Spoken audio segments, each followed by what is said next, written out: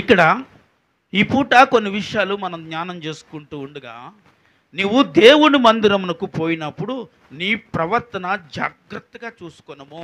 ఆమేన్, హల్లెలూయా. మనము ఎక్కడికి వెళ్ళినప్పుడు మన ప్రవర్తన చూసుకోవాలి.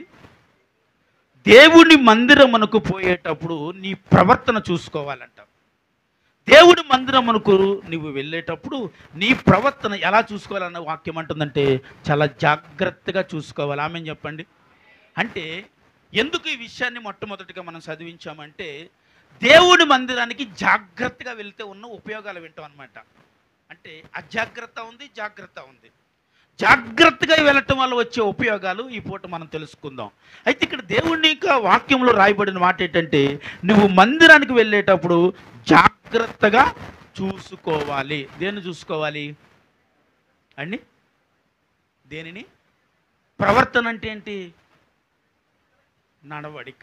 మన నడవడికను జాగ్రత్తగా చూసుకుని దేవుడి మందిరానికి అందరూ చెప్పాలి వెళ్ళాలని. ఆమేన్, హల్లెలూయా.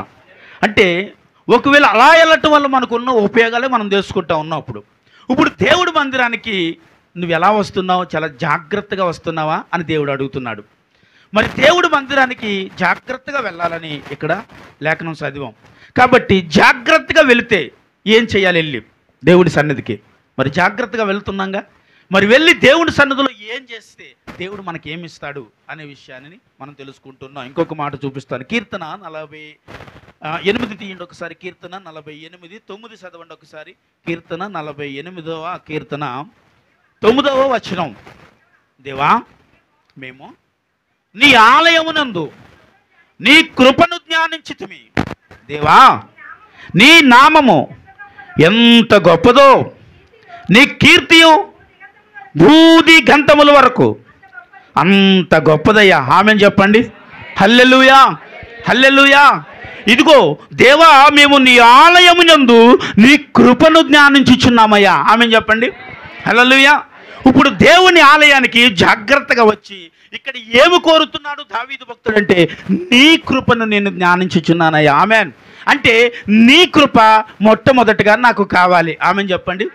ఇప్పుడు క్రైస్తవులుగా పిలువబడుతున్న మనకి ధనకృప కంటే, మనుషుల కృప కంటే, బంధువుల కృప కంటే, అన్నిటికంటే ఇంకా చాలా ఉన్నవి, వీటన్నిటికంటే దేవుని కృప మొట్టమొదటిగా క్రైస్తవునికి లాభము. ఆమేన్ చెప్పాలి. హల్లెలూయా. లాభం అంటే ఆర్థికంగా లాభమా అండి? లేకపోతే వస్త్రపరంగా లాభమా అండి? లేకపోతే ఒక ఆహార విషయంలో లాభమా అండి? ఈ భూమి మీద బ్రతికే విషయంలో లాభమా అండి? అంటే ఇక్కడ అంటున్నాడు, నీ కృపను నీ మందిరంలో నేను ధ్యానించుచున్నాను. అంటే నీ కృపను నేను కోరుకునిచున్నాను. అంటే నువ్వు కోరాల్సింది దేనిని కోరాలంటే దేవుని కృపను కోరాలి. ఆమేన్ చెప్పండి. ఆమేన్, హల్లెలూయా. ఇప్పుడు దేవుడి మందిరానికి మనం వచ్చి ఆ దేవుడి ఆలయంలో ఇక్కడ కోరేది ఏంటి తెలుసా? అయ్యా, నీ కృప నాకు కావాలి. ఆమేన్. మొట్టమొదటిగా మనం కోరేది ఏం కోరాలి చెప్పాలి? దేవుని కృప మనం కోరాలండి. ఎందుకంటే నా కృప నీకు చాలు అన్నారు ఆయన. ఆమేన్ చెప్పండి. హల్లెలూయా. ఇప్పుడు దేవుని కృప మీకు ఉందనుకోండి, దేనినైనా సాధించగలరు. చప్పట్లు కొడదామా? ఇప్పుడు దేవుని కృప మనకు ఉందనుకోండి, ఈ భూమి మీద దేనినైనా మీరు సాధించగలరు. సాధించలేనిదంటే ఏది ఉండదు.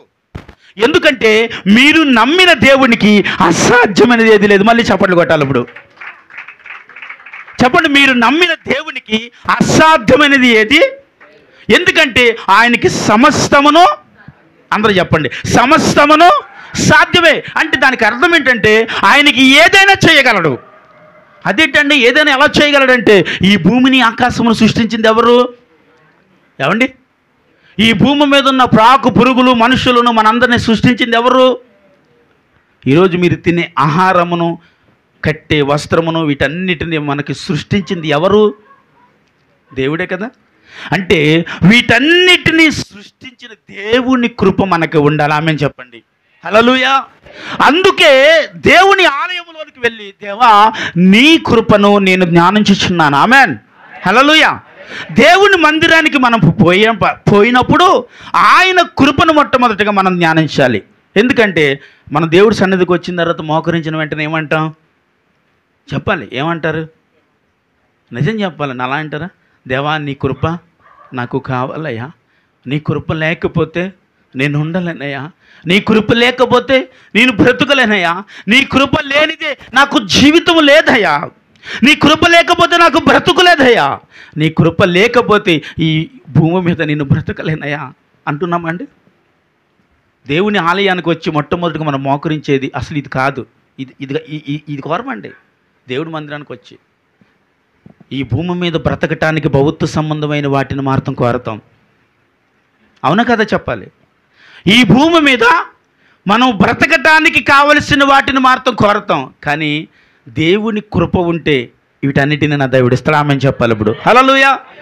దేవుని కృప మీకుంటే చెప్పండి, వీటన్నిటిని దేవుడు మీకు ఇస్తాడా ఇవ్వడా? కాబట్టి నువ్వు కోరాల్సింది దేవుడి మందిరమునికి పోయినప్పుడు ఆయన కృపను గురించి ధ్యానించాలి. ఆమేన్, హల్లెలూయా. అంటే ఏమండి మరి వీటి కొరకు ప్రార్థించమన్నారు కదా దేవుడు. అంటే నీ అక్కర్లు ఏవో ఆయనకి చెప్పాలి. వాక్యం అంటుంది నీకు ఏం కావాలో ఆయనకి తెలుసు అంట, నీకు ఏది ఇవ్వాలో ఆయనకి తెలుసు అంట, నీకు ఏది అవసరం లేదో ఆయనకి తెలుసు అంట. కాబట్టి నీకు అవసరం ఉన్న వాటిని ఇస్తాడంట. అది ఎప్పుడు ఇస్తాడంటే ఆయన కృప మన మీద ఉన్నప్పుడు. ఆమేన్ చెప్పాలి. హల్లెలూయా. ఆయన కృపను నీవు ధ్యానించినప్పుడు, ఆయన కృప నీ మీద ఉన్నప్పుడు, అంటే ఆయన సన్నిధికి పోయి ఏం చేశానంటున్నాడు ఇక్కడ, నీ కృపను గురించి నేను ధ్యానించుచున్నాను. ఆమేన్, హల్లెలూయా. చెప్పాలి. దేనిని ధ్యానించి చేస్తున్నారు ఇక్కడ? దేవుని కృపను గురించి అండి. దేవుని సన్నిధికి వచ్చి ఆ వచ్చేటప్పుడు ఎలాగున్నారు అంటే నీ ప్రవర్తన జాగ్రత్తగా చూసుకుని. ఆమేన్, హల్లెలూయా. ఆ ప్రవర్తనను జాగ్రత్తగా చూసుకున్నట్టు దేవుని సన్నిధికి వచ్చి ఆ దేవుని సన్నిధిలో మోకరించి అన్నాడు, ప్రభా నీ కృపను బట్టి నేను ఏం చేస్తున్నాను అంటే ప్రార్థిస్తున్నాను. దేని కొరకు? నీ కృప నాకు కావాలని ప్రార్థిస్తున్నాను.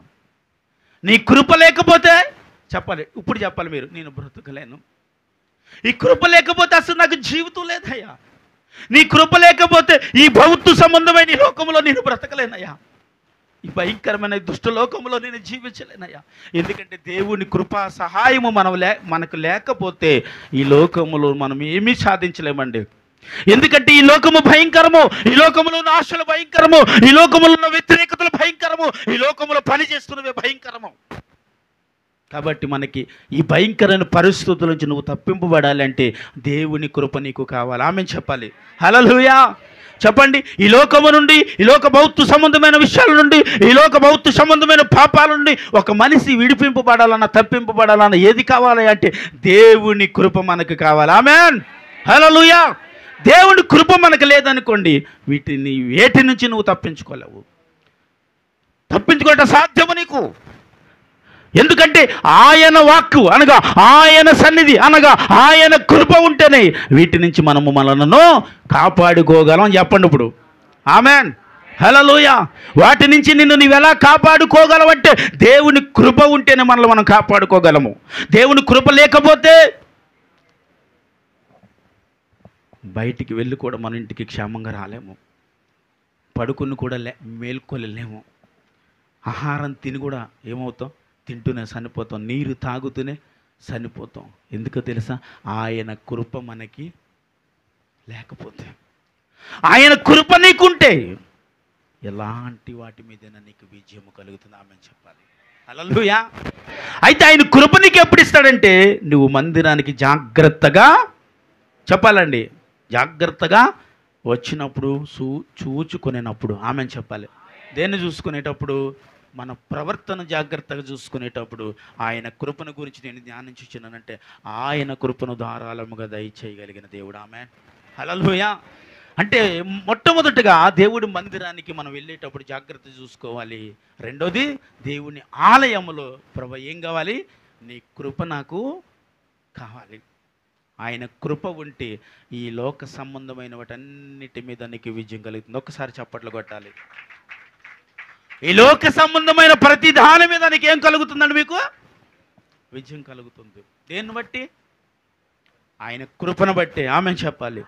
ఆయన కృప ఒకవేళ మీకు ఉంటే దేనినైనా సాధించగలరు మీరు. చెప్పాలి ఆమెనని, లేకపోతే సాధించలేమని అర్థం.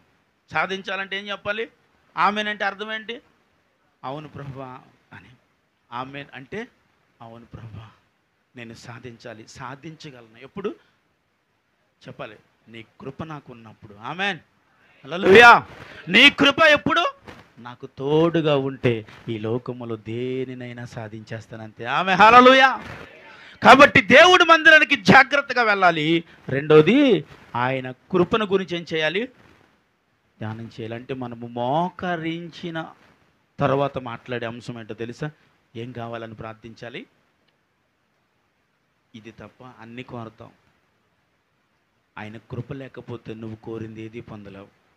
ఆయన కృప ఒకవేళ నీకు ఉంటేనే కోరనివి కూడా వస్తాయని వాక్యం ఉంది. ఆమె చెప్పండి. అడగని కూడా ఇస్తానంటున్నాడు. ఎప్పుడు? ఆయన కృప మనకు ఉన్నప్పుడు. ఆయన కృప ఉంటే నీకు అవసరం లేదు అనే వరకు అవసరం లేనివి కూడా తెచ్చి నీ ఎదుట పెట్టగలిగిన శక్తిమంతుడు నా దేవుడు. ఆమేన్. హల్లెలూయా. తెచ్చి నీ ఎదుట పెట్టగలిగిన శక్తిమంతుడు. కాకపోతే ఆయన కృప మనకేమై ఉండాలంటే తోడుగా ఉండాలి. ఎక్కడ తోడుగా ఉండాలి చెప్పాలి? ఎక్కడ తోడుగా ఉండాలండి? ఎప్పుడు తోడుగా ఉండాలని చెప్పాలి మీరు. ఎక్కడ తోడుగా ఉండాలంటే ఎప్పుడు తోడుగా ఉండాలి. ఆయన కృప ఎప్పుడు మనకు తోడుగా ఉండాలి. ముఖ్యంగా ఈ లోకములో ఈ భయంకరమైన ప్రయాణములు ఆయన మనకు తోడు లేకపోతే ఈ పరిస్థితుల్లోంచి మనల్ని మనం కాపాడుకోలేమండి. మనం కాపాడుకొనటం అసాధ్యము నీకు. అది ఒకవేళ దేవుని కృప ఉంటేనే మనల్ని మనం కాపాడుకోగలం. అంటే నేను అంటాను, ఆయన నిన్ను కాపాడగలను. ఆమేన్. హల్లెలూయా. చూడండి, ఇంకొక మాటను చూపిస్తాను. కీర్తన 18 తీయండి ఒకసారి. కీర్తన 18 ఒకసారి తీయండి. కీర్తన 18 16 ఒకసారి చదవండి. 6 ఒకసారి చదవండి. 6. నా శ్రమలో నేను యెహోవాకు మొర్రపెట్టుదుని, నా దేవునికి ప్రార్థన చేసితిని. ఆయన ఎక్కడ చెప్పాలండి? తన ఆలయములో ఆలకించి నా ప్రార్థన అంగీకరించి నా మొర్ర ఆయన సన్నిధిని చేరి ఆయన చెవులకి చొచ్చాను. అప్పుడు చాలు మనకి దేవునికి స్తోత్రం చెప్పండి. హల్లెలూయా. చెప్పండి, నా శ్రమలో నేను ఎవరికి మొర్ర పెట్టాను? మూడోది ఏంటి ఇప్పుడు చెప్పాలి? మూడోది ఏంటో తెలుసండి? నేను శ్రమలో ఉన్నాను. నేను ఎక్కడ మొరపెట్టాను తెలుసా? దేవుని సన్నిధిలో మొరపెట్టాను. ఆమెను చెప్పండి. హల్లెలూయా. చాలామంది అంటారు, ఊరుకోండి మందిరానికి వెళ్ళకపోతే ఇంట్లో ప్రార్థన చేసుకుంటలేదేంటి, ప్రార్థన చేసుకోలేకపోతున్నాం ఏంటి? కానీ ఇక్కడ రాయబడిన మాట ఎక్కడ? ఆయన సన్నిధిలో నేను ఎవరికి మొరపెట్టాను? ఇప్పుడు మందిరానికి వెళ్ళాలా అవసరం లేదా? మరి ఇక్కడ ఎవరికి మొరపెట్టాడు, ఎప్పుడు మొరపెట్టారు, ఎక్కడ మొరపెట్టారు చెప్పండి ఒకసారి. శ్రమలో ఉన్నాడు. శ్రమలో ఉండి ఆయన ఆలయంలోనికి వచ్చి మొర్ర పెడుతుంటే యెహోవా నా మొర్ర విన్నాడు. చప్పట్లు కొట్టాలి ఇప్పుడు. చెప్పాలి. మూడోది ఏంటి ఇప్పుడు? ఆయన శ్రమలో ఉన్నప్పుడు. అంటే నీకు శ్రమ కలిగిందా, నీకు బాధ కలిగిందా, వ్యాధితో ఉన్నావు, కష్టముతో ఉన్నావు, బాధలో ఉన్నావా, ఇరుకులో ఉన్నావు, ఇబ్బందులో ఉన్నావు, అవమానంలో ఉన్నావు, తిడుతున్నారా, ఎవరైనా భయంకరంగా నీతో మాట్లాడుతున్నారా, అవమానం భరించలేకపోతున్నాను అనుకుంటున్నావు, ఒకవేళ బ్రతుకుటి కంటే చచ్చిపోవడం మేరని ఒకవేళ నువ్వు అనుకుంటే దేవుని సన్నిధికి ఒకవేళ వచ్చి నువ్వు మొర్ర పెడితే ఆ మొర్ర నా దేవుడు వింటాడు. చెప్పండి కొట్టాలా? చెప్పండి, ఆ మొర్ర ఎవరు వింటారు? నా దేవుడు వింటాడు. ఆయన మొర్ర అంటే నా మొర్ర దేవుని చెవుల్లోనికి వెళ్ళింది అంటున్నాడు ఇక్కడ. ఆమేన్. హల్లెలూయా. ఇప్పుడు నువ్వు మొర్ర పెడితే దేవుని సన్నిధిలో ఆ ప్రార్థన ఆయన వింటాడంట. విని దానికి జవాబును నీకు ఇస్తాడంట. ఆమేన్ చెప్పండి. హల్లెలూయా. ఇప్పుడు దేవుని సన్నిధిలో ఏం చేయాలి ఇప్పుడు చెప్పాలి? ఎప్పుడండి ఇది? దేవుని సన్నిధిలో మనము శ్రమతో వచ్చాడంట. ఇక్కడ శ్రమతో వచ్చి అంటున్నాడు, నేను శ్రమలో ఉన్నాయా అని దేవుని సన్నిధిలో నేను మొర్ర పెట్టగా ఆయన విన్నారు. ఆయన విని ఏం చేశారు చెప్పండి? ఆయన విని ఆ ప్రార్థనకు ప్రతిఫలం ఇచ్చాడు. ఆమె చెప్పండి. ఇప్పుడు మోకరించగానే అడగలేదు. ఇక్కడ ఏం చేశాడు? ముందు కృపను గురించి జ్ఞానించాడు. ఆమె చెప్పాలి. హల్లెలూయా. ఇక్కడ ముందు కృపను గురించి జ్ఞానించాడు. ప్రభువా, నీ కృప ఉండాలి ముందు, నాకు నీ కృప తోడుగా ఉండాలి, నీ కృప నాకు కావాలి, నీ కృప నాకు ఉంటే ఈ లోకంలో ఉన్న వాటిని జయించగలనయ్యా అని మొర్ర పెడుతూ అంటున్నాడు, నేను శ్రమలో వచ్చానయ్యా. ఆమె హల్లెలూయా. నేను శ్రమలో వచ్చానయ్యా, నేను బాధలో ఉన్నానయ్యా, నేను భయంకరమైన పరిస్థితుల్లో నేనున్నానయ్యా అని ఎక్కడ మొర్రపెట్టాడంటే ఇంట్లో కూర్చుని మొర్రపెట్టలేదంటే ఎక్కడ కూర్చుని మొర్రపెట్టాడు చెప్పాలి, దేవుని సన్నిధిలో కూర్చుని మొరపెడుతున్నాడు. మరియమ్మ తల్లి స్తోత్రం చెప్పాలి. హల్లెలూయా చెప్పాలండి. ఎక్కడ కూర్చుని మొరపెడుతున్నారు? దేవుని ఆలయంలో కూర్చుండి. ఆ ఆలయంలోనికి వచ్చేటప్పుడు అంట శ్రమలో, అయితే నాకు శ్రమ లేదు కదండి అందుకే నేను అంటారా? ఒకవేళ అంటే శ్రమ ఉంటేనే మనం వెళ్తామంటారా? చెప్పాలి, మనకి బాధ వచ్చినప్పుడు, బలహీనత వచ్చినప్పుడు, అవిధేయతగా ఉన్నప్పుడు నువ్వు దేవుడి మందిరానికి వెళ్తామా? ఆయన కృపను పొందుటకు ఎప్పుడు ఎక్కడుండాలో తెలుసు, మనము దేవుని ఆలయంలో ఉండాలి. అది కూడా చూపిస్తాను. ఆమె హల్లెలూయా. ఏమండి, ఆయన కృపను జ్ఞానించాడు. మూడోది ఏంటంటేనంట, నేను శ్రమలో ఉన్నానయ్యా అని దేవుని సన్నిధిలో ప్రార్థన చేస్తుంటే ఆ ప్రార్థన దేవుడిని ప్రతిఫలం ఇచ్చాడంట. హల్లెలూయా. కాబట్టి నువ్వు ఎలాంటి పరిస్థితుల్లో ఉన్నావో, ఏ పరిస్థితిలో ఉండి ఇక్కడికి వచ్చామో, ఏ పరిస్థితిలో ఉండి, ఎలాంటి పరిస్థితిలో ఉండి ఒకవేళ ఇక్కడికి వచ్చామో, కానీ దేవుడు అంటున్నాడు ఆ పరిస్థితిని, ఆయన సన్నిధిని ఒకవేళ నువ్వు మొర్ర పెడితే ఆయన చెవులకు వెళుతుంది, దానికి నీకు ప్రతిఫలం వస్తుంది. ఆమె హల్లెలూయా చెప్పాలి. ఆయన నీకు ప్రతిఫలం ఎప్పుడు ఇస్తాడండి? ఆయన సన్నిధిలో మొర్ర పెట్టినప్పుడు, ఆయన సన్నిధిలో నువ్వు ఏడుస్తున్నప్పుడు, ఆయన సన్నిధిలో నువ్వు కన్నీళ్లు విడుస్తున్నప్పుడు, ఆయన సన్నిధిలో నువ్వు భారంతో అంగలార్చుతున్నప్పుడు, ప్రభువా అని దేవుని సన్నిధిలో ఆయన పాదాలు పట్టుకుని నువ్వు బ్రతిమాలుతరమైన పాపము చేయబడింది కాబట్టి మీ విస్తారముగా నన్ను ప్రేమించుచున్నది, కాబట్టి ఈమె విస్తారమైన పాపములు విడిచిపోయిన. చప్పట్లు కొట్టాలి ఇప్పుడు. హల్లెలూయా చెప్పండి. దేవుని నువ్వు ఎంతగా ప్రేమిస్తావో అంతగా నీలో ఉన్న పాపములు, అవిధేయతలు కొట్టివేయబడతాయంట. ఆమెను చెప్పండి. అది ఎలా సాధ్యమండి? ఎందుకంటే మనము దేవుణ్ణి ఇష్టపడేవారము కాబట్టి పాపాన్ని ఇష్టపడము, దేవుని ఇష్టపడే వ్యక్తులు కాబట్టి లోకానికి ఇష్టపడము, దేవుని ఇష్టపడే వ్యక్తులు కాబట్టి అవిధేయతమైన కార్యాలు ఇష్టపడము, దేవుని ఇష్టపడే వ్యక్తులు కాబట్టి లోక సంబంధమైన విషయాలలో దేనిని ఇష్టపడమండి. ఎందుకంటే నీకేమి ఇష్టమని అడిగితే నాకు యేసుక్రీస్తు ప్రభు ఇష్టం. చెప్పండి పెడదామా? నాకు ఎవరు ఇష్టమో? నాకు దేవుడు ఇష్టమండి. అంటే దేవుడిని ఇష్టపడేవారు లోక సంబంధమైన విషయాలను దేనిని ఇష్టపడరు వీరు. ఎందుకని? ఆమె విస్తారమైన పాపము చేసింది, కానీ విస్తారముగా ప్రభువుని ఇష్టపడ్డది, ప్రేమించింది. కాబట్టి ఆమె విస్తారమైన పాపములు కొట్టివేయబడ్డాయి బిడ్డ. ఆమేన్ హల్లెలూయా. కాబట్టి మనం ఏం చేయాలి ఇప్పుడు అంటే, విస్తారముగా నువ్వు దేవుణ్ణి ప్రేమించే వ్యక్తి అయితే నువ్వు విస్తారముగా దేవుని కొరకే బ్రతుకుతావు. ఆమేన్ హల్లెలూయా. ఎందుకంటే వాటిని ఇష్టపడమండి. ఇంకా ఎందుకని? మనం ఇష్టపడే వ్యక్తి కొరకు ఏం చేస్తాం? మన ఇష్టాలు చంపేసుకుంటామని చెప్పాలి మీరు. ఆమేన్ హల్లెలూయా. మనము దేనినైతే ఇష్టపడుతున్నామో ఆ ఇష్టాన్ని కూడా ఎవరి కొరకు విడిచిపెడతాం తెలుసా అండి? మనం అన్నిటికంటే ఎక్కువ ఎవరైతే ఇష్టపడతామో దాని కొరకు ఏదైనా వదిలేసుకుంటాం. ఆమేన్ హల్లెలూయా. ఇష్టపడుతున్నావో దాని నిమిత్తం ఈ లోక సంబంధమైన దేన్నైనా వదిలేస్తాను. ఆమేన్ హల్లెలూయా. ఎందుకు వదిలేస్తాం చెప్పండి? ఎందుకు వదిలేస్తాం?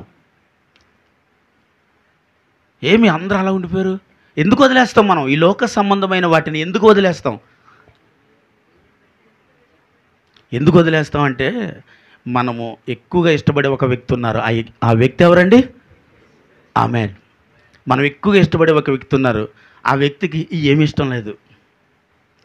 ఆ వ్యక్తికి నువ్వు పాపంలో బ్రతకటం ఇష్టం లేదు, అవిధేయతలో బ్రతకటం ఇష్టం లేదు, కోపంలో బ్రతకటం ఇష్టం లేదు, శాపంలో బ్రతకటం ఇష్టం లేదు. ఎవరికి? మీరు ఇష్టపడే వ్యక్తికి. కాబట్టి ఆ వ్యక్తిని మీరు ఇష్టపడ్డారు కాబట్టి వీటన్నిటిని విడిచి ఆ వ్యక్తి కొరకు ఎలా బ్రతుకుతారు చెప్పాలి? ఎలా బ్రతుకుతారు? ఆయన కొరకు బ్రతుకుతారు. ఆమెను చెప్పాలి. హల్లెలూయా. ఎవరి కొరకు బ్రతుకుతామండి చెప్పండి? ఆయన కొరకు బ్రతుకుతాం కాబట్టి ఆయనకి ఇష్టం లేదు నాకు వద్దంతే. Amen hallelujah.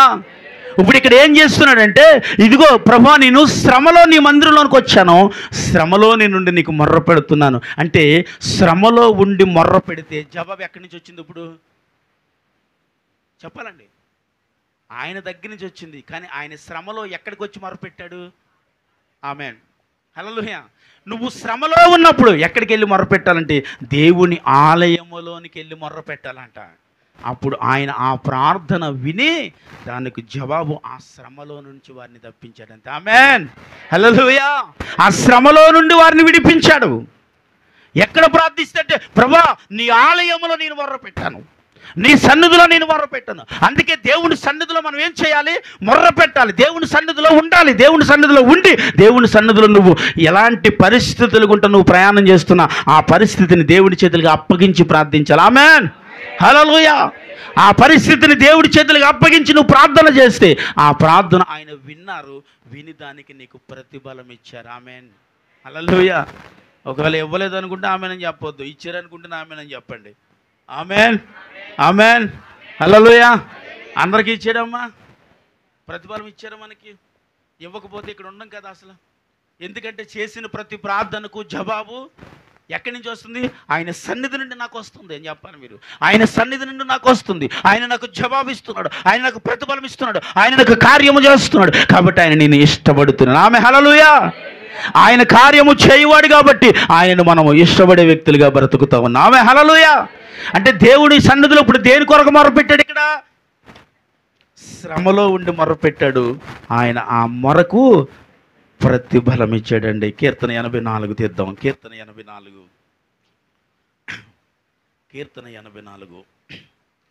10వ వచనం ఒకసారి చదువుదాం. నీ ఆవరణములో ఒక్క దినము గడుపుట ఎన్ని దినాలు? 1000 దినముల కంటే శ్రేష్టము. ఆమేన్ చెప్పండి. హల్లెలూయా. ఇక్కడ ఏమంటున్నాడు? ఇప్పుడు నీ సన్నిధిలో ఒక్క దినము ఉంటే ఎన్ని దినములు? 1000 దినముల కంటే అన్నాడు. 1000 దినములు అంత శ్రేష్టం కాదు, 1000 దినముల కంటే శ్రేష్టము. దేవుని ఆలయములో ఒక్కసారి మనం అడుగు పెడితే అది 1000 దినములు మించిన శ్రేష్టతను నీకు నీ కుటుంబానికి ఇస్తుందండి. ఆమేన్, హల్లెలూయా. కాబట్టి దేవుని సన్నిధి అంత విలువైనది మనకి. దేవుని సన్నిధి అంత ప్రాముఖ్యమైనది. దేవుని సన్నిధిలో మనము ఒక్కసారి నువ్వు మొర్ర పెడితే ఇంకా ఎన్నిసార్లు మొర్ర పెట్టినట్టయితే అంతకంటే ఎక్కువేగా, అంతగా మించి శ్రేష్టం అన్నాడు ఇక్కడ. హల్లెలూయా. అంతగా మించి శ్రేష్టమైనది ఏంటిది? దేవుని సన్నిధిలో మొదటగా ఏం చేయాలంట? ప్రవర్తన జాగ్రత్తగా చూసుకోవాలి. రెండోది, ఆలయంలో నీ కృపను గురించి నేను ధ్యానించుచున్నానయ్యా. మూడోది, శ్రమలో నేను నీకు. నాలుగోది, నీ సన్నిధిలో ఒక్క దినం ఉంటే ప్రభా 1000 దినముల కంటే శ్రేష్టమని ఏడుస్తూ చేస్తున్నాడు ఇక్కడ. నీ సన్నిధిలో నేను ఒక్క దినము ఉంటే 1000 దినములు మించిన అట్టి శ్రేష్టత నాకు అనుభవిస్తున్నానయ్యా. నా కుటుంబం అనుభవిస్తూ ఉంది, నేను అనుభవిస్తున్నాను, నా బిడ్డలు అనుభవిస్తున్నారు. దేవుని సన్నిధిలో మనము ఉండుట మనకేంటది? అందరూ చెప్పాలి. దేవుని సన్నిధిలో ఉండుట మనకేంటి? శ్రేష్టము. ఆమె శ్రేష్టం అంటే ఏంటండి? చెప్పాలి. శ్రేష్టం అని దేన్ని అంటాం? మంచిదాన్నే కదా. శ్రేష్టమైందంటే మంచిది, లాభమైనది, అది విలువైనది. ఆమె చెప్పండి. విలువైనదానని అంటాం, అది శ్రేష్టమైనదనని. ఒక ఆహారం ఉందనుకోండి, అది మంచి ఆహారాన్ని ఏమంటాం? శ్రేష్టమైన ఆహారం. పాడైందాన్ని శ్రేష్టమైందని అనగలవా? అనం కదా. ఎందుకంటే అది పాడైపోయింది. పాడైదని శ్రేష్టతని అనను. మంచిదానిని మాత్రమే, బాగున్నదాన్ని మాత్రం అది తింటే మనకు ఆరోగ్యం అన్న దానినే శ్రేష్టము అంటాం. ఆమె అంటే ఇప్పుడు దేవుని సన్నిధి మనకి మంచిదా చెడ్డదా? దేవుని సన్నిధిలో ఉండుట మనకు మంచిదా చెడ్డదా? ఉండుట మంచిది. కాబట్టి ఆయన అన్నమాట, అది శ్రేష్టమైన దినము. ఆమేన్, హల్లెలూయా, హల్లెలూయా.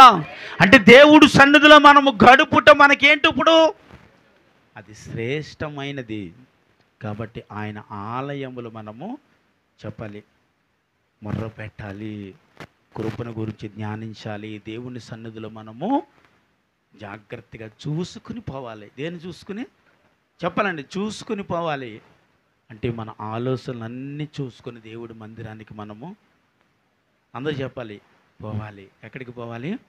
దేవుని సన్నిధికి. ఆయన సన్నిధికి నువ్వు వెళ్ళేటప్పుడు జాగ్రత్తగా చూసుకోవాలి. దేన్ని చూసుకోవాలి? చెప్పాలండి మరొకసారి, మన ప్రవర్తన జాగ్రత్తగా చూసుకుని వెళితే ఇక్కడ వీటన్నిటిని పొందుతామంట. చూడండి, కీర్తన 122 తీయండి. కీర్తన 122.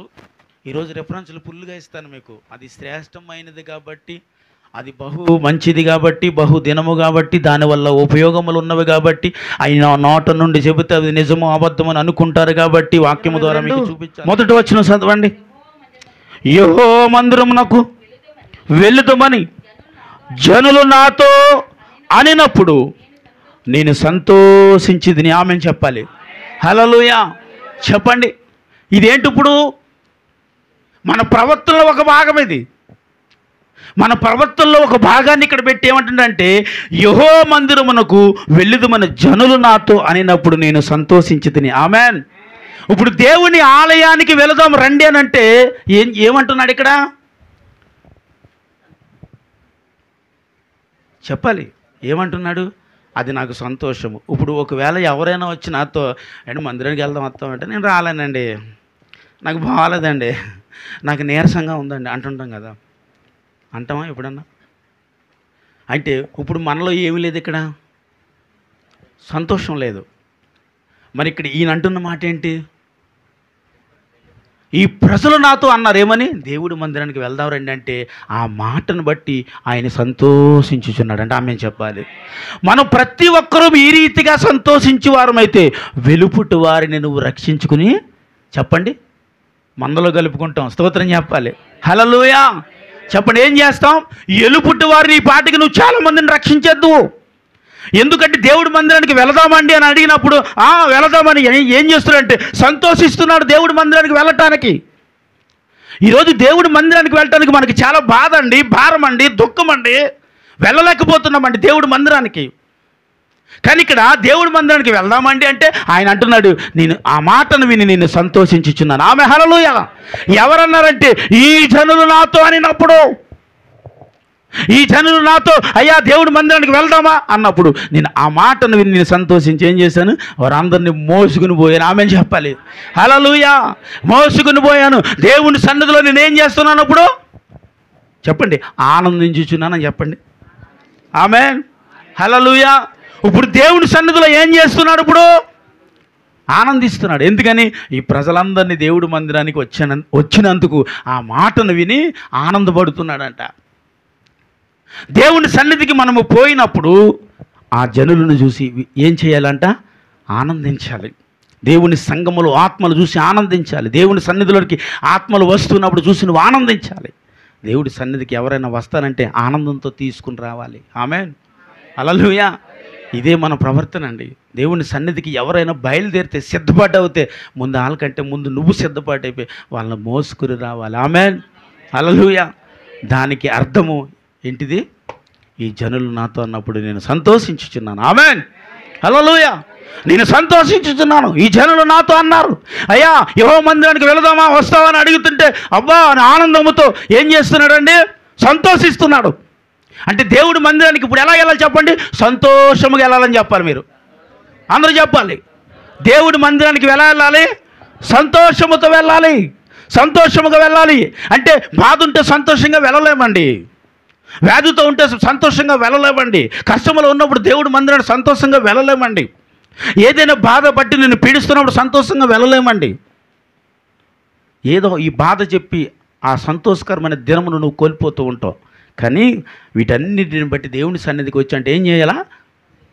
జ్వరం వస్తే సంతోషిస్తామండి, బాధ వస్తే సంతోషిస్తామా దేవుడి మందిరానికి వచ్చి?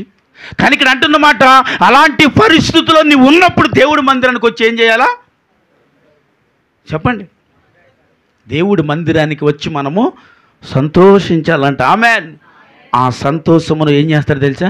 దుఃఖ దినములను సంతోషము చేస్తాడు. ఆమేన్ చెప్పాలి. ఇప్పుడు హల్లెలూయా చెప్పండి. నీ దుఃఖ దినములు ఏమవుతాయి అంటే ఏంటి? సంతోషముగా మారుతాయి. నువ్వు దుఃఖంలో ఉన్నావు, బాధలో ఉన్నావు, వ్యాధితో ఉన్నావు, కష్టముతో ఉన్నావు. అలాంటి సమయంలో దేవుడు మందిరానికి వెళితే వాటిని తీసివేసే దేవుడు, అంటే వాటికి అసాధ్యము కాని దేవుడు ఇక్కడ ఉన్నాడు. చప్పట్లు కొట్టాలి. ఇప్పుడు సాధ్యము చేయు దేవుడు ఇక్కడ ఉన్నాడు.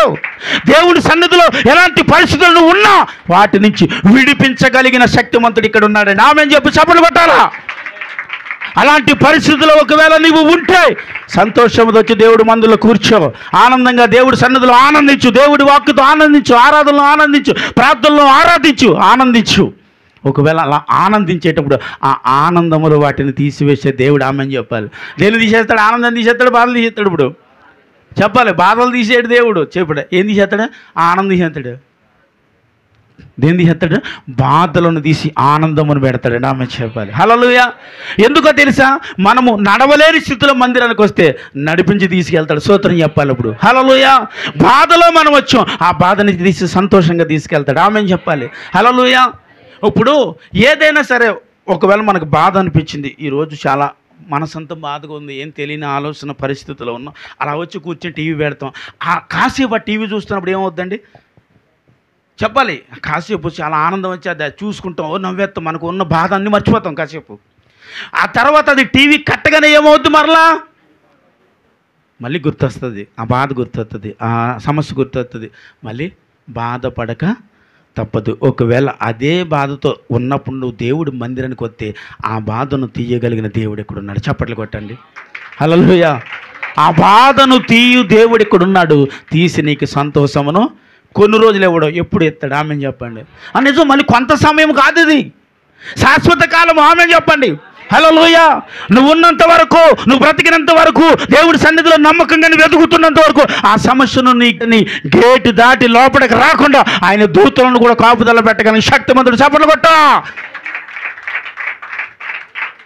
ఆ సమస్యలు, ఆ బాధలు, ఆ వ్యాధులు ఏది నీ దగ్గరికి రాకుండా ఎక్కడ కాపులు పెడతాడు? నీ గేటు బయట దేవుని దూతలు ఉంటాయి.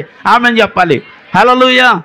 ఎందుకో తెలుసా? నువ్వు బాధతో ఉన్నప్పుడు దేవుడి మందిరానికి వచ్చావు, సమస్యలో ఉన్నప్పుడు దేవుడి మందిరానికి వచ్చావు, వ్యాధితో ఉన్నప్పుడు దేవుడి మందిరానికి వచ్చావు, ఎల్లలేని పరిస్థితుల్లో కూడా దేవుడి మందిరానికి వెళ్ళావు. కాబట్టి ఆ దేవుడి మందిరంలోనికి నువ్వు వచ్చినప్పుడు ఆ సమస్య ఏదైతే నిన్ను పీడిస్తుందో, ఏదైతే నిన్ను శోధిస్తుందో, ఏదైతే నిన్ను పడగొట్టాలనుకుంటుందో, ఏదైతే నిన్ను నశింపజేయాలని చూస్తుందో వాటిని తీసే దేవుడు ఇక్కడే ఉన్నాడు. చప్పట్లు కొట్టాలప్పుడు ఆమె, హల్లెలూయా. వాటిని తీసేప్పుడు ఏం చేస్తాడు? వాటి నుంచి మనకి విముక్తిని, విడుదలని ఇస్తాడు. ఆమె చెప్పండి, హల్లెలూయా. ఏమండి, అంటే ఎలాంటి టైంలో దేవుడి మందిరానికి వస్తే అదేమమ్మా ఒకవేళ మందిరానికి రాలేదంటే మనసు బాధగా ఉందండి, మందిరానికి రాబుద్దే లేదు అంటాం. అదేమమ్మా మందిరానికి రాలేదంటే బాగోలేదండి. కానీ ఇక్కడ రాయబడిన మాటలో మనం దేవుడి మందిరానికి బాగున్నప్పుడు కంటే బాగోలేనప్పుడే ఖచ్చితంగా. అలాగా నన్ను బాగున్నప్పుడు కూడా మానేసి, అయ్యగారు బాగోలేనప్పుడే రమ్మన్నారు కదా, ఇప్పుడు బాగానే ఉన్నాను, హ్యాపీగా ఉన్నాను, మానేస్తాను మళ్ళీ. మీరు ఆరోగ్యంగా ఉన్నప్పుడు, బాగున్నప్పుడు, సంతోషంగా ఉన్నప్పుడు, ఇలాంటిప్పుడు అయ్యగారు మందిరానికి రాబోని పర్లేదు, కష్టంలో ఉన్నప్పుడు రమ్మన్నారని అలాంటిప్పుడు మానేసి, కష్టంగా ఉన్నప్పుడు ఇక్కడ చదివాం కదా, నా శ్రమలో నేను యెహోవాకు మొర్ర పెట్టి తిని అని వాక్యం అయ్యగారు చదివించారు. కాబట్టి శ్రమ వచ్చినప్పుడు దేవుడి మందిరానికి పోవుదము కాదు. చెప్పండి, నువ్వు సంతోషముగా ఉన్నప్పుడు దేవునిలో సన్నిధిలో, చెప్పండి, నువ్వు శ్రమలో ఉన్నప్పుడు దేవుని సన్నిధిలో, వ్యాధితో ఉన్నప్పుడు దేవుని సన్నిధిలో, బాధలో ఉన్నప్పుడు దేవుని సన్నిధిలో, నిన్ను పట్టి పీడించే ఏ అవిధేతైనా నిన్ను శోధించే అలాంటి సమయంలో మనం ఉండాల్సిన స్థలము దేవుని సన్నిధే. ఆమేన్. అలాంటి సమయంలో ఎక్కడ ఉండాలి మనం? దేవుని సన్నిధిలో. ఎందుకంటే దేవుని సన్నిధిలో మనకి ఏముంది? చెప్పండి, ఏముంది? సంతోషం ఉంది, అది కాదు, విడుదల ఉంది. ఆమె చెప్పండి, విడుదల ఉంది, విముక్తి ఉంది, విడిపించే వ్యక్తి ఇక్కడ ఉన్నారు. ఆమేన్, హల్లెలూయా. ఇప్పుడు మనం బాధలో ఉన్నాం అనుకోండి, ఆ బాధ పోవటానికి ఎవరైనా ఒక వ్యక్తి ఉన్నారనుకో, ఆ వ్యక్తి దగ్గరికి వెళ్ళి మనం ఏం చెప్తాం? మన బాధ అంతా చెప్పుకున్న తర్వాత ఏమంటాం తెలుసా? ఇప్పుడు గుండె ఎలా ఉంది? ఎందుకని? నీ భారం అంతా తీరిపోద్ది. అప్పుడు ఎలా ఉంటుంది తెలుసా? చాలా సంతోషంగా ఉంటావు. అంటే ఆ సంతోషం కూడా కొన్ని రోజులు నీకు ఆరోగ్యాన్ని ఇస్తుంది. ఆమేన్, హల్లెలూయా. ఎందుకో తెలుసా? నీకున్న బాధను, నీకున్న కష్టాన్ని ఆ వ్యక్తితో నువ్వు చెప్పుకున్నావు కాబట్టి నువ్వు ఎంత హ్యాపీగా ఉంటావంటే మళ్ళీ కొన్ని రోజుల పాటు హ్యాపీగా బ్రతికేస్తావు. నేను అంటాను, ఆ హ్యాపీనెస్ కొన్ని రోజులు ఉంటుంది, మళ్ళీ తర్వాత ఖచ్చితంగా నీకు గుర్తొస్తుంది. అదే దేవుని సన్నిధిలో నువ్వు చెప్పితే, ఒకవేళ మొర్ర పెడితే అసలు ఆ బాధనే తీస్తాడంటున్నాను. ఆమేన్, హల్లెలూయా. కొన్ని రోజులు నువ్వు సంతోషంగా ఉండటానికంటే అసలు ఆ బాధ తీసే వ్యక్తి నీకు కావాలి. ఆమేన్ చెప్పలే, హల్లెలూయా. ఆ వ్యక్తి ఎవరు? ఇప్పుడు కాదండి బాబు, యేసుక్రీస్తు ప్రభు అని చెప్పండి. ఎవరు? అది బొబ్బులు గొబ్బులు వేసారంటే కాదుగా. ఆ బాధను తీర్చే దేవుడు నువ్వు నమ్మిన యేసుక్రీస్తు ప్రభువే. ఆమేన్, హల్లెలూయా. కాబట్టి ఆయన సన్నిధిలో మనం ఏం చేయాలి? ఇప్పుడు మొర్రపెట్టాలి. ఎప్పుడు మొర్రపెట్టాలండి? శ్రమలో ఉన్నప్పుడు, రెండోది సంతోషంగా ఉన్నప్పుడు కూడా. హల్లెలూయా. సంతోషంలోని దేవునితో ఉండాలి. అది సంతోషంగా ఉన్నప్పుడేమో దేవుడితో ఉండం, అందరితో ఉంటాం. బాధలో ఉన్నప్పుడు మాత్రం బాబాయ్, దేవుడా, యేసయ్యా, నన్ను విడిపించు ప్రభువా అంటే విడిపించే దేవుడు ఉన్నాడని మనకు తెలుసు. మరి నువ్వు సంతోషంగా ఉన్నప్పుడు కూడా దేవుని సన్నిధికి వచ్చి, అయ్యా నేను చాలా ఆనందంగా ఉన్నాను, సంతోషంగా ఉన్నాను, నువ్వు చేసిన కార్యాన్ని బట్టి ఆనందించుచున్నాను, సంతోషించుచున్నాను ప్రభువా, నేనే కాదు నా కుటుంబం ఆనందపడుతుంది ప్రభువా అని దేవుని సన్నిధిలో మనము నీ బాధను దేవునితో పంచుకున్నప్పుడు నీ సంతోషమును కూడా ఆమేన్ హల్లెలూయా. అంటే నువ్వు బాధతో ఉన్నప్పుడు నువ్వు ఎక్కడెక్కడికో వెళ్ళి ఎవరెవరితోడో పంచుకున్నావు, నువ్వు ఆనందంగా ఉన్నప్పుడు ఇప్పుడు మాత్రమే నువ్వు చూడాలి. ఆమె చెప్పండి. దేవుని వైపు ఖచ్చితంగా చూడండి. ఆమె చెప్పండి. దేవుని వైపు నువ్వు చూస్తే ఆ దుఃఖాన్ని తీసి ప్రతిరోజు నీకు సంతోషమని నా దేవుడు ఇస్తాడు. ఆమె ఇంకొక మాటను చూపిస్తాను. కీర్తన 92 13 చదవండి. యెహోవా మందిరములో నాటబడిన వారు మన దేవుని ఆవరణములో వర్ధిల్లుదురు. చప్పట్లు కొడదామా? యెహోవా మందిరములో నాటబడిన వారే చెప్పండి దేవుడి మందిరంలో ఏం చేయబడ్డారంటే వర్ధిల్లుతున్నారు. ఆమె చెప్పాలి. ఇప్పుడు వర్ధిల్లే స్థలం ఏది? ఇప్పుడు చెప్పండి, మన వర్ధిల్లే స్థలం ఏది? ఇప్పుడు యెహోవా మందిరములో నాటబడిన జాగ్రత్తగా అర్థం చేసుకోండి. దేవుడి సన్నిధిలో నాటబడిన ఒక మొక్క ఉంది, వేసాం, ఆ స్థలం బాగోలేదని తీసి ఇంకో దిక్కునేస్తే బతుకుద్దా చచ్చిపోద్దా? చచ్చిపోద్దా అండి? ఈ ప్లేస్ బాగాలేదని ఆ ప్లేస్ మార్చి, ఆ ప్లేస్ బాగాలేదని ఈ ప్లేస్ మార్చి, ఆ చెట్టు ఎక్కడ కావాలంటే అక్కడ వేస్తామంటే కుదరదు. వేసిన దగ్గర ఆ చెట్టు ఏం చేయాలా? దానికి నీరుని మోస్తూ ఉంటుంది, ఎదుగుతూ వర్ధిల్లుతుంది. ఆమె చెప్పండి హల్లెలూయా. ఇప్పుడు యెహోవా సన్నిధిలో నాటబడిన వారు ఏం చేస్తారు? వీరు వర్ధిల్లుతూ ఉంటారు. ఆమె చెప్పాలి. నువ్వు దేవుని సన్నిధిలో నాటబడాలి. మొట్టమొదటగా దేవుని సన్నిధిలో నాటబడిన వ్యక్తి అయితే దేవుడి వాక్యమైన నీరు నీకు వస్తుంది కాబట్టి ఏం చేస్తాం? అందరూ చెప్పండి. వర్ధిల్లుతూ ఉంటాం. అంటే ఏంటి? ఎదుగుతూ ఉంటాం, అభివృద్ధి పొందుతూ ఉంటాం, దేవుని కార్యాలు పొందుకుంటూ ఉంటాం. దేవుని సన్నిధిలో అభివృద్ధి కార్యాలు మన జీవితాలలో మనం చూస్తూ ఉంటాం. ఆమేన్ హల్లెలూయా. ఎప్పుడిది? దేవుని సన్నిధిలో నాటబడాలి. అంటే దీని కొరకు కూడా దేవుని సన్నిధిలో ఏం చేయాలి? ఇప్పుడు ప్రార్థన చేయాలి. ప్రభువా నీ సన్నిధిలో నేనేం చేయబడాలి? నాటబడాలి. నాటబడితే నేనేమవుతాను? అభివృద్ధి వర్ధిల్లుతూ ఉంటాను. వర్ధిల్లటం అంటే ఏంటి?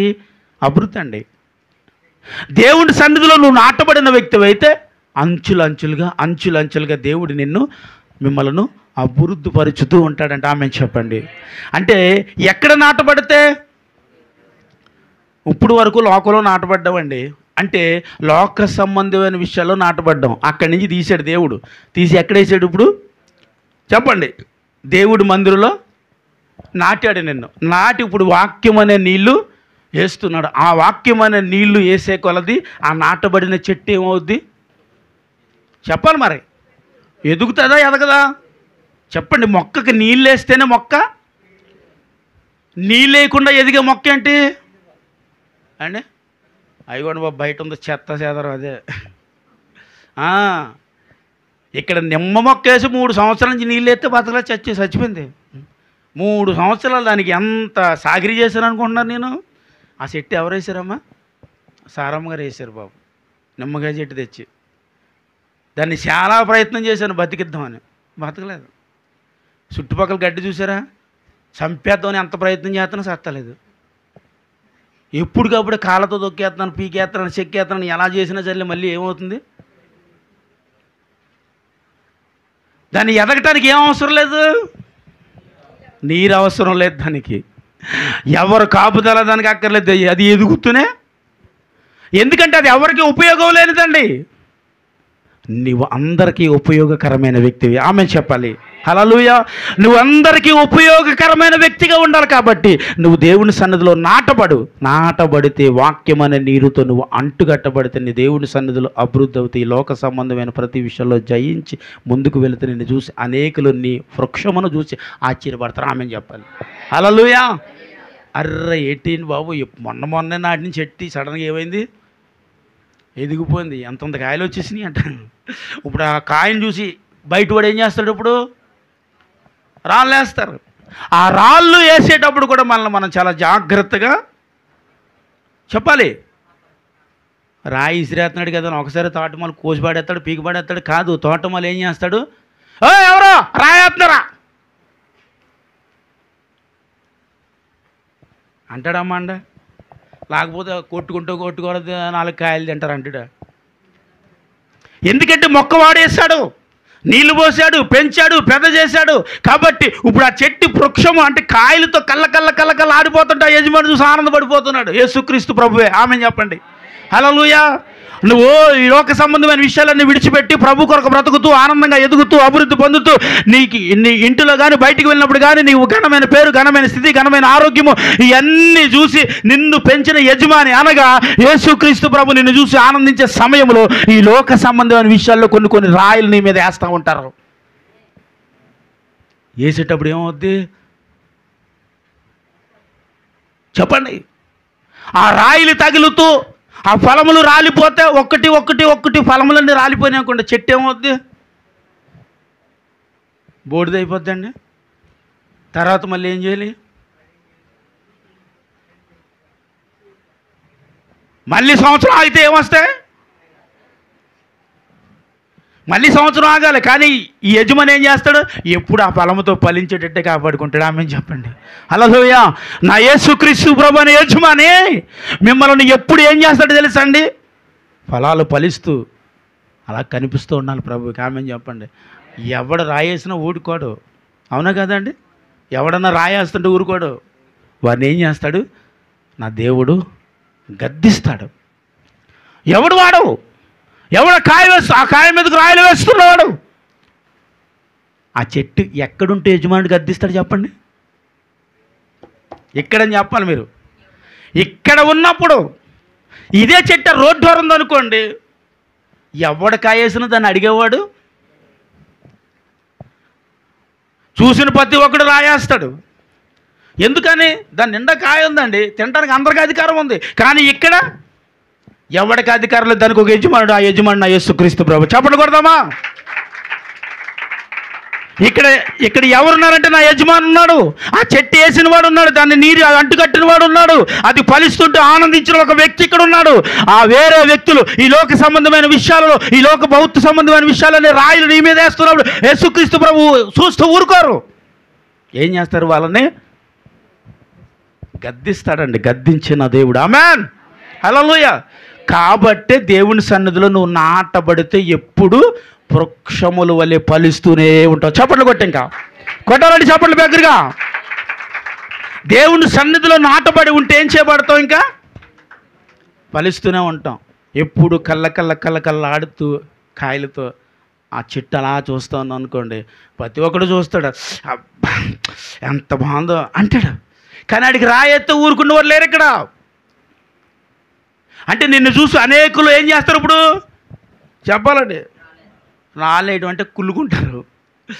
ఏటండి బాబు, మొన్న దేవుడు నమ్ముకున్నాడు, మొన్న బాప్తిజం పొందాడు, మొన్న చర్చికి వెళ్తున్నాడు, ఇప్పుడు ఎలా ఉన్నాడు చెప్పట్లేదు బాబు మీరు. దేవుడికి స్తోత్రం. హల్లెలూయా. అంటే అన్నీ ఎప్పుడు? మొన్న అంటే ఆ చెట్టు నాటబడింది ఎక్కడో తెలుసండి? దేవుని ఆలయంలో నాటబడింది. కాబట్టి కాపుదల యజమానుడు కాస్తా ఉన్నాడు. చప్పట్లు పట్టాలా? కాబట్టి ఆ నాటినవాడు గొప్పవాడు, దానికి నీరు కట్టువాడు గొప్పవాడు, దాన్ని కాపు కాయవాడు గొప్పవాడు. ఇప్పుడు ఈ గొప్పతనం నాదనుకుంటే సుఖలేదు. ఈ చెట్టు నేనే నాటేసుకున్నానంటే సుఖలేదు, నేనే ఫలించేస్తానంటే సుఖలేదు. నువ్వు ఫలించడానికి, నువ్వు నాటబట్టడానికి నీకు నీరు అనంటే కట్టి నిన్ను కాచి దాచి నీకు నీ చుట్టూ కంచి వేసి భద్రపరిచిన దేవుడు ఉన్నాడు ఇక్కడ. కాబట్టి నీ మీద ఆయనకి మాత్రమే అధికారం ఉంది. ఈ లోకంలో ఎవడు రాయేసి నీకు ఊరుకోవడం. స్తోత్రం చెప్పండి. హల్లెలూయా. ఈ లోకంలో ఎవడు ఏది చేయాలనుకున్నా, ఈ లోకంలో నిన్ను ఏం చేయాలనుకున్నా, ఈ లోకంలో నీ మీద ఎవడన్నా రాయి వేయాలనుకున్నా, నీ మీద అవమానకరమైన మాటలు మాట్లాడుకున్నా, నిన్ను చూసి ఎవరన్నా ఏడుస్తున్నారని అనుకున్నా, అది ఏది నీ దగ్గరికి రాకుండా కాచే దేవుడు ఉన్నాడండి. ఆమె ఆయన నా యేసుక్రీస్తు ప్రభు. ఆమె హల్లెలూయా. కాబట్టి మనం ఎక్కడ నాటబడాలి? దేవుని ఆలయంలో నాటబడాలి. ఇప్పుడు నేను అంటాను, ఆయన కంచి వేయబడిన స్థలములో నాటబడాలి. ఆమె హల్లెలూయా. ఆ కంచి వేయబడిన స్థలం ఏది? ఇప్పుడు దేవుని మందిరం. ఆమె హల్లెలూయా. ఇప్పుడు మనం బయటికి పోయేటప్పుడు పార్కులకి వెళ్తాం కదండి. పార్కుకి ఎప్పుడైనా వెళ్ళానే వెళ్తుంటారు కదా. పార్కుకి వెళ్ళినప్పుడు పార్కులో కొన్ని చెట్లను చూస్తూ ఉంటాం. అవి ఎంత అందంగా ఉంటాయి, ఎంత అందంగా ఉంటాయి. చాలా బాగుంది, ఎంత అందంగా పెరుగుతుందో, ఎంత అందంగా దీన్ని చూస్తున్నారో అని ఆనందపడతాం ఆ చెట్లను చూసి. ఎందుకని? అదే రోడ్లో వెళ్ళేటప్పుడు కూడా చెట్లు, అలాంటి చెట్లు రోడ్లలో కూడా ఉంటాయి. ఆ రోడ్డు వారు ఉన్న చెట్లను చూసినాడు ఏమనిపిస్తుంది? ఇటు ఇంత సిరాగ్గా ఇంత ఎలా ఉన్నాయి? ఎందుకని? దానికి కాపు కాయవాడు లేడు, దానికి యజమానుడు లేడు. దీనికి యజమానుడు ఉన్నాడు, దీనికి కాపు కాయవాడు ఉన్నాడు పార్కులో వేసిన చెట్లకి. కాబట్టి ఇవి అందంగా కనిపిస్తూ ఉంటాయి. ఆమె చెప్పాలి, నీవు కూడా అంతే బిడ్డ. దేవుని సన్నిధిలో నువ్వు అలా నాటబడితే నా దేవుడి వాక్యం చేత ఎప్పటికప్పుడు అడ్డులుగాను రకరకాలుగాను వస్తున్న పొలాలను, చెట్లను, కొమ్మలను ఏం చేస్తాడు? ఆయన నరుకుతాడు. వాక్యం అనే ఖడ్గముతో నరుకుతాడు. కాబట్టి పార్కులో వచ్చిన చెట్లు ఎంత అందంగా ఉంటాయో దేవుని ఆలయంలో ఉన్న కుటుంబాలు కూడా అంతే అందంగా ఉంటాయి. ఆమె చెప్పండి, లోకములో ఉన్నవారు ఎంత అలాగుంటారు అంటే రోడ్డు వారు ఉన్న చెట్లు ఎలా బ్రతుకుతాయో వారి జీవితాలు కూడా అలాగే ఉంటాయి. కాబట్టి మనం అట్టి వారము కాము. ఎందుకంటే మనము దేవుని ఆలయంలో నాటబడిన చెట్లము. చప్పట్లు కొట్టాలి. మనము దేవుని ఆలయంలో నాటబడిన వృక్షములము, దేవుని సన్నిధిలో నాటబడి ఉన్నాము. కాబట్టి ఆయన వాక్కు చేత మనం ఎదిగేటప్పుడల్లా పక్క నుంచి రకరకాల అవిధేతులు, కోపాలు, శాపాలని కొమ్మలు, చిన్న కొమ్మలు వస్తూ ఉంటుంటే వాక్యం అనే కత్తితో ఈ దైవజుడు ఏం చేస్తూ ఉంటాడు? సరి చేస్తూ ఉంటాడు. సరి చేయబడినప్పుడు మళ్ళా చెట్టు చాలా అందంగా కనిపిస్తుంది. మీ జీవితాలు కూడా ఇలాగే ఉండాలని నేను కోరుకుంటున్నాను. ఆమె చెప్పాలి హల్లెలూయా. మనలో ఉన్న కోపాలు, అవిధేతులు, రకరకాల లోక సంబంధమైన విషయాలలో మనం పడిపోతున్నప్పుడు దేవుని వాక్యం మన దగ్గరికి వచ్చేటప్పుడు ఆ వాక్యం అంటే ఆ కొమ్మ నరుకుతున్నప్పుడు మనం ఒకవేళ తట్టుకుని నువ్వు నిలవబడితే మరలా పార్కులో వేయబడిన చెట్టుని మించి అందంగా నువ్వు బ్రతుకుతావు దేవుని సన్నిధిలో. ఆమేన్ హల్లెలూయా. కాబట్టి రోడ్డవారు ఉన్న చెట్లను చూసి ఒక్కసారి, పార్కులో ఉన్న చెట్లను చూస్తే ఒక్కసారి ఏ రీతిగా మనకు అనిపిస్తుందో అలాగే దేవుని ఆలయంలో ఉన్న నీకును లోకములో ఉన్న వారికి చాలా తేడా ఉంది బిడ్డ. కాబట్టి లోకములో ఉన్న వారితో నువ్వు పాలిన వాడువు కావో. దేవుని సంబంధివి, దేవుని రక్త సంబంధివి, దేవుని సన్నిధిలో ఉన్న వ్యక్తివి, దేవునితో బ్రతకాల్సిన వ్యక్తివి, దేవునితో జీవించవలసిన వ్యక్తివి, దేవుని వాక్యము చేత కట్టబడిన వ్యక్తివి, దేవునితో బ్రతకవలసిన వ్యక్తివి. చప్పట్లు కొట్టాలప్పుడు ఆయనతో మాత్రమే ఉండాల్సిన వ్యక్తులము. ఆయన ఆలయములో నాటబడ్డాం. మన చుట్టూ కంచె ఉంది. ఎవడు రాయ నీ మీద రాదు? ఆమెను చెప్పండి, ఆమెను చెప్పండి. హల్లెలూయా. లేచి నిలబడండి. ఎవడు రాయ నీ మీద పడదు, ఇంకా ఏ రాయ నీ మీదకి రాదు. ఇంకా దేవుని సన్నిధిలో ఉన్నాము. అయ్యా నీ సన్నిధిలో నేను నాటబడ్డానని చెప్పండి. హల్లెలూయా హల్లెలూయా. దేవుని సన్నిధిలో నాటబడ్డాము. ఆయన వాక్కు చేత ఇప్పుడే మనల్ని దేవుడు సరిచేయబోతా ఉన్నాడు. ఆయన మాటతో దేవుడు నన్ను సరిచేయబోతా ఉన్నాడు. దేవుని ఆలయములో ఉన్న మనందరికీ దేవుడి కాపుదల ఇవ్వబోతా ఉన్నాడు బిడ్డ. Thank you lord, thank you lord. Hallelujah hallelujah. పరిశుద్ధాత్మ దేవుని సన్నిధిలో మనమున్నాం. దేవుని సన్నిధిలో మనమున్నాం. ప్రియమైన వారలారా, ప్రతి ఒక్కరు హల్లెలూయా హల్లెలూయా హల్లెలూయా హల్లెలూయా హల్లెలూయా. దేవునికి స్తోత్రం. హల్లెలూయా హల్లెలూయా. దేవుని సన్నిధిలో ప్రభువా, దేవుని సన్నిధిలో